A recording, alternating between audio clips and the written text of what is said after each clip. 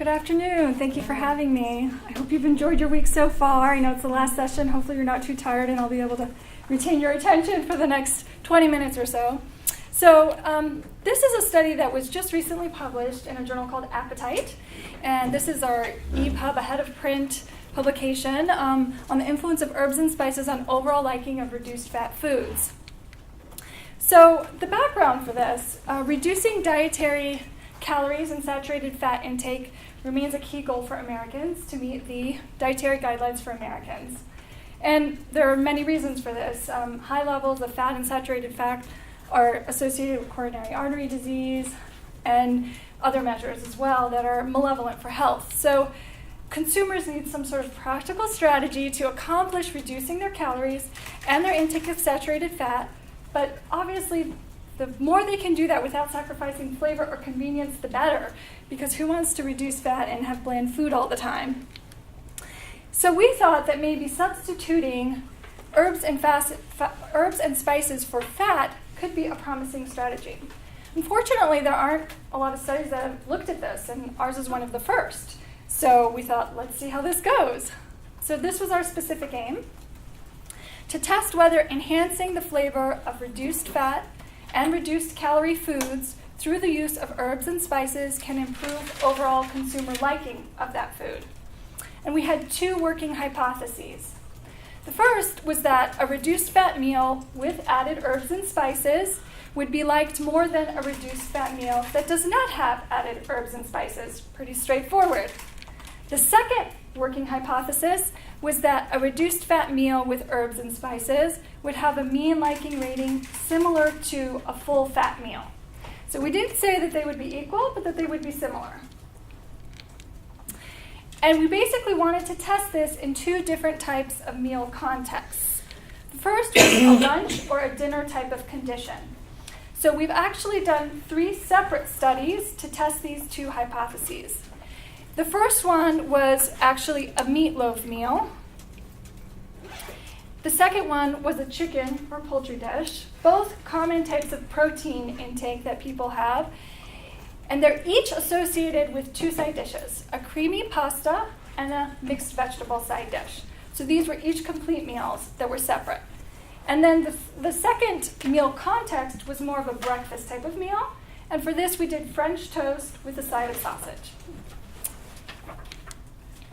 And what I'm going to present for the majority of this talk are the findings from the Meatloaf Entree. So these are 3 separate studies with the same working hypotheses and specific aims.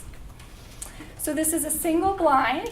It's a single blind because we, as the researchers, knew each test meal condition, but the participants did not. Okay, they were unaware of the differences between the meals.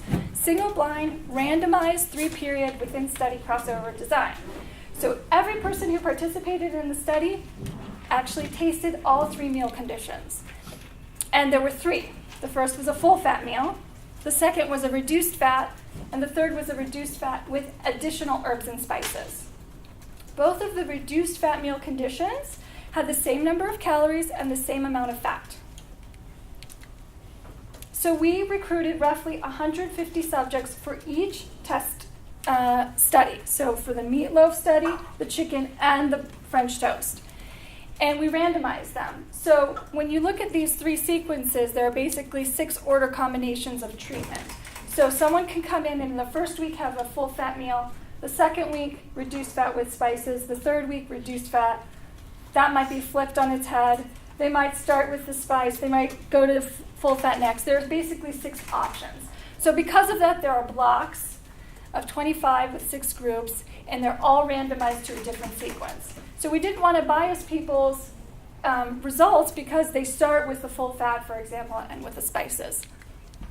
And of course, this was approved by the Institutional Review Board here. So a little bit of information about our screening procedures, the subjects that we recruited, and a food frequency questionnaire that we administered.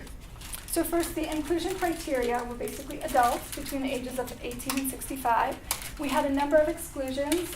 Here are just listed a few of them. Anyone with a tasting disorder, anyone with an eating disorder, anyone who had an allergy to the food ingredients, anyone who had a dislike of the food ingredients. Like they said, for example, they don't eat chicken, so then we didn't recruit them for the chicken study. anyone who disliked the meal items or had a dietary restriction. And every person provided written informed consent. So for the Meatloaf Study, we recruited 148 people. There were 101 women, 47 men, and the mean age was about 36 years old. We had each person complete a 110-item 2005 block food frequency questionnaire. The reason for this was to get an idea of their habitual intake of fat. So we wanted something that was representative of the general American population, which tends to eat more fat than is recommended by the American Dietary Guidelines. So here are basically our three conditions in a pictorial depiction, this little cartoon. So you can see we have a full-fat meal that includes an entree, a pasta side dish, and a vegetable side dish. And each one of those is a full-fat version of that. We have a reduced-fat version without spices of each of the three meal items, and a reduced-fat version with added herbs and spices of each of the three meal items. So here are basically our nutritive information. So the total calories, so a few things that I want to point out here. If you look here, you'll see that these are the reduced fat with spice test meal conditions. They are isocaloric, they have the same amount of total fat and the same amount of saturated fat. These 395 calories amount to a reduction of 28% in total calories for the meal compared to the full fat condition. The total amount of fat was reduced by 60%, and the total amount of saturated fat by 64%. Now looking at each of the test meal items individually, our entree and then our side dishes, you can see that once again we have our full fat with spice. These two columns are the same all the way down. And in addition, you can see that there's a lot of data on this slide, so let me just highlight some of the main things. The total amount of fat in the Meatloaf Entree was reduced by 46%. The total amount of fat in the vegetable side dish by 63%. And the total amount of fat in the pasta side dish was reduced by 71%. And obviously, when you reduce fat, you also reduce calories, so the calorie reductions vary between 21 and 36%. Now, it was also important to us that we didn't change other variables within these parameters. For example, you can see here that the sodium, if I can point with a pointer, the sodium is about the same for each of the three conditions. This is full fat with spice. So it's not as if we increased the sodium a lot in the reduced fat with spice to ramp up the flavor. We didn't do that. You could see that the total amount of sugars was the same, the fiber intake was the same, the amount of protein intake was the same. Now, what are the herbs and spices that we added? And one thing that people have asked about in previous presentations or discussions are, well, did the reduced fat a bland type of meal? And no, we did not. We added some basic spices that any home cook would add. So salt and pepper were in every one of them so that they were adequately seasoned. And we believe actually that you'll see that the overall liking scores actually demonstrate that even the reduced fat condition had a reasonable liking score. But then with the reduced fat with added herbs and spices test meal condition, for meatloaf we added basil, oregano, garlic and herb seasoning. For vegetables we added garlic powder, onion powder, and dill weed. And then for pasta, also garlic powder, onion powder, Italian seasoning, chervil, and chives. So things that you can get over the counter, not something really fancy, not something really expensive like saffron, basic things that a home cook could use. So we served meals on the hour. Yes. Sorry, can I just ask, what are the main things you took out? Was it like cream and butter? Or like yes, so that's a really good question. So for the meatloaf, for the protein, we basically can get meat that has a reduced fat content. So we did that. For the creamy pasta, we actually substituted cream with some lower fat in a milk product rather than a cream product, and a little bit of half and half. And the the vegetable dish had some butter, so we reduced that, and that basically brought down the fat content. Mm-hmm. So each meal was served on the hour for 3 hours in a row, 11 p.m., noon, and 1. So 3 separate groups of people came in at each hour. And where we did this study is actually right here down south, on the south end of our building, right in front of the metabolic kitchen. So if anyone did a tour and they saw the metabolic kitchen, there's actually a little area right out front, and there are individual tables for each person. This is actually a picture from the study. So each person is seated at his or her own table. And we instructed them that they had 30 minutes to eat. So we had a full hour because we needed some preparation time. But we also told them they were not allowed to have distractions. So they couldn't be talking on their cell phone or doing work or talking to other participants. Their goal was to really taste each meal item and rate it and think about it and think about the flavors and how they liked it. So we wanted them to concentrate on that. And we gave them some water, but they weren't allowed to have any other type of beverage, and it was at room temperature. And then we asked them to measure their liking on 4 questions, which I'm actually going to come back to that in another slide, on a 9-point Likert scale. So we'll talk about that later. Another thing we did is before we actually sent out each plate to participants, we weighed them and photographed them. And there were some reasons for this. So the first is, here's a before picture. It was a very standardized protocol. Everyone got exactly the same amount of meatloaf, vegetable side dish, and pasta. The before weights were actually very similar because of this. And each person had a study code, and they were blinded as to what these series of numbers and letters meant. But this actually served 2 purposes. The first is that we actually wanted to make sure that they tasted everything. So we told them they could eat as much or as little of each item as they wanted, but they did have to try everything. So this person ate most of everything. You can see that. Some people had 1 bite of something, but at least we could verify that. And the second was, it was a double check for the weights that we recorded to see how much of the meal they actually consumed. This was the 9-point Likert scale that we used, and you can see that at one extreme there's dislike extremely, all the way up to like extremely, and they tick off for each question how much they like the overall meal, the meatloaf entree, the pasta side dish, and the vegetable side dish. Here are some basic characteristics that we got from the food frequency questionnaire. The body mass index, which is a measure of height over weight, was 24.4, so in the upper range of normal. The total calories consumed that they reported habitually over the previous year was about 1,600 calories. Now, the important things on this slide are that this group consumed about 36% of their calories from fat and 11% of their saturated fat. So these are actually very much in line with other national data sets with thousands of people, including NHANES. So we feel like it was a very representative sample in terms of overall American diet. And here's the meat of the study. So what were the liking scores, right? So the interesting thing here. So the full fat meal was rated significantly higher than the reduced fat meal.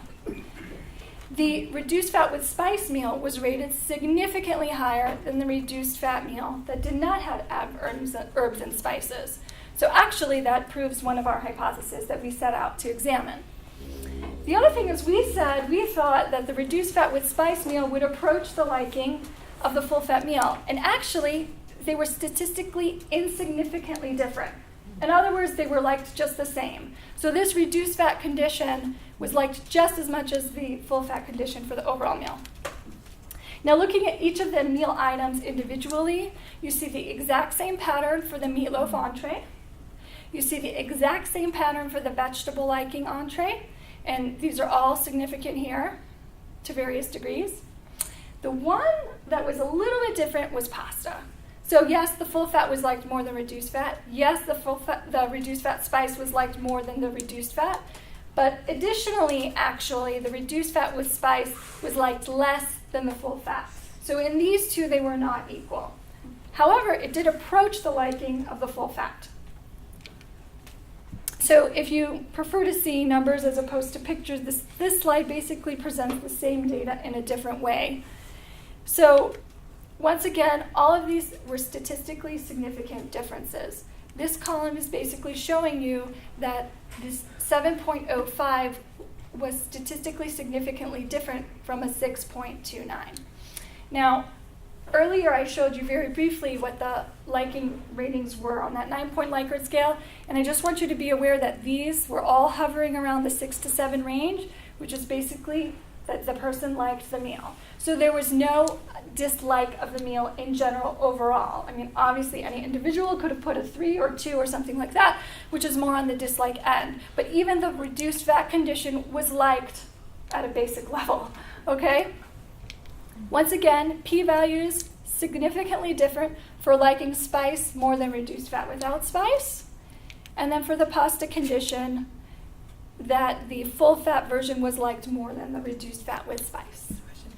So there were 3 different sittings, right? They didn't eat them all at the same time, right? Correct. They came in once a week for 3 weeks in a row. Did you have an order in which you administered the food? So that was that treatment sequence randomization. So yes, every person got a randomization schedule. They were going to come in week 1 and get FF, week 2 S, week 3 RF, or whatever version they were randomized to. And they came in once a week for 3 weeks. So you randomized it, meaning that you didn't know in which order they were receiving it, or you did know? No, we had to know because we actually had to administer the appropriate food. But they subjects, were all different. So the subjects themselves, like one might be eating a full fat on one day, the same day someone else was yes, eating. I see what you're saying, Okay, yes. But they were, okay. So you didn't, So in any given sitting, all 3 test meal conditions were actually being tested at the same time. But what we tried to do is, in case because you someone... don't want to give the yummiest one for, I mean, you know, that's Right, so that's why we randomized the order, so that that wouldn't have a significance. And we found that it didn't actually. The order that the test meals were administered didn't make a difference.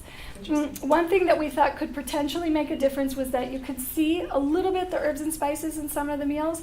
So we grouped all the people who were randomized to herbs and spices for that week together. So if they looked over at their neighbor, their meal looked the same. I see. But basically, they didn't know what they were eating or what the neighbor was eating. We told them that there would be a difference in the macronutrient content and the flavor of the food from week to week, but they didn't know what the difference was. Right, so they weren't looking for spices. Correct. They weren't sure then.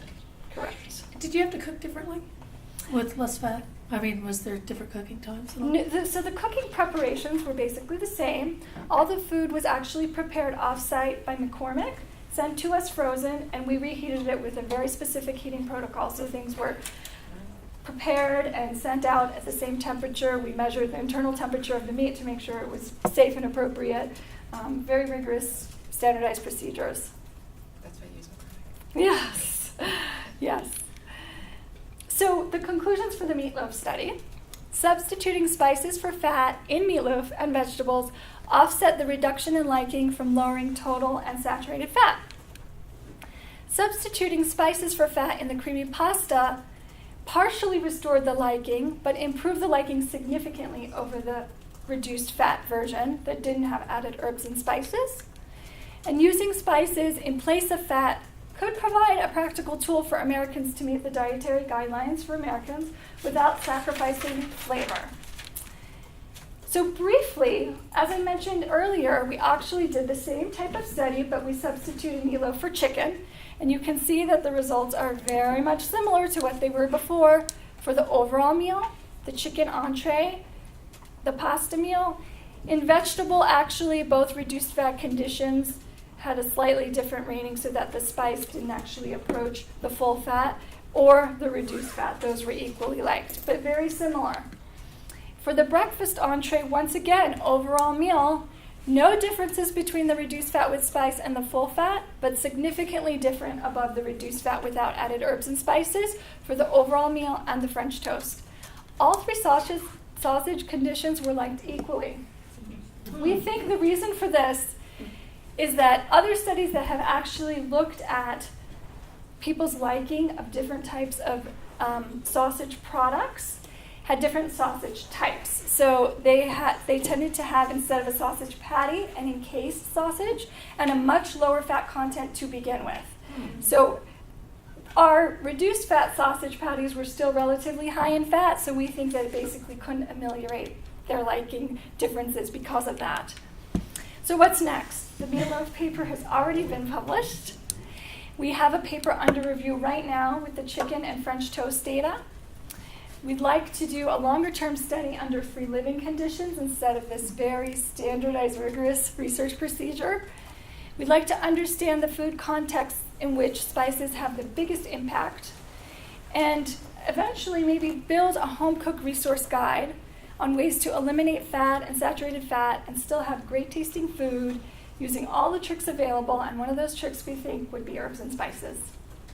So have to acknowledge the entire team. John Peters was the principal investigator, Jim Hill, our executive director and fearless leader, Rebecca Stark, who helped to coordinate all the study visits. We had numerous research assistants. We had numerous students from Johnson & Wales, which is actually a culinary university, to help prepare the food. Of course, thank you to our research participants, to the amazing culinary staff at McCormick, and then to McCormick Science Institute. So I think I've run over a little bit on time, but I could probably still take a question or two. Questions? Yes. Do you think there's potential for the gluten-free industry? Oh, absolutely.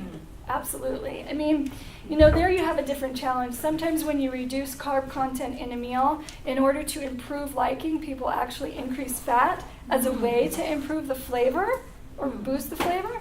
So I think actually it would be a very good strategy if you were going to do something like that to add the herbs and spices instead of, for example, increasing the amount of vegetable oil or high fat type of oil to improve the liking. Yes.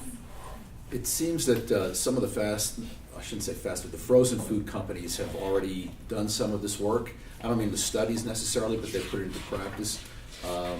Atkins has some very low calorie, and low sugar offerings. And this is just anecdotal. I've tried them, and I think that they're like sort of explosively tasty compared to a lot of the others. Have you looked into that at all? No. What already exists? Yeah, no, we haven't done direct comparisons to commercially available products like that. I mean, that would definitely be interesting to look at. John, do you have any thoughts on that? Yeah, part of the objective here was to say, what can the home cook do?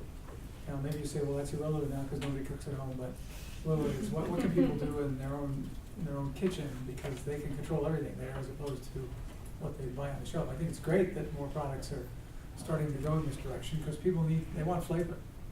So especially with a kind of a global food supply where we're exposed to all the tastes around the world, people say, I want some of that. And how do we do that without compromising nutrition? In March, there was a study about spices and herbs funded by McCormick on reducing sodium. Are they doing a big push all the way around? Yeah, I mean, I think they're looking at a lot of different parameters. So we're actually one site that looked at this particular question, but they have worked with other academic institutions as well on other questions. Is there other stuff besides sodium? I mean, is there sugar reduction studies going on too? By McCormick specifically, John would know that better than I. Okay.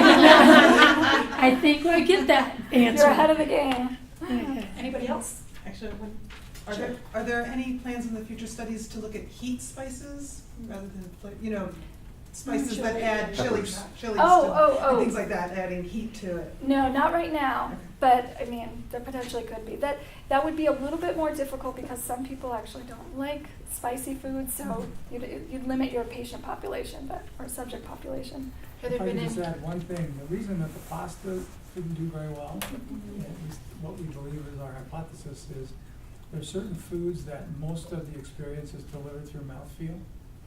So there's this creaminess, this texture component that's very important. So if you see an Alfredo, you expect sort of an Alfredo experience. You don't expect anything different. So it's like some of those ice creams years ago that were, when they first started trying to make low-fat ice cream, they didn't have the crystallization right and everything else, and it just wasn't like the real thing. So I think that's an area where, there's bigger challenges than with some of these other foods. All right, we're going to move on. Sarit, thank you so much. This was great.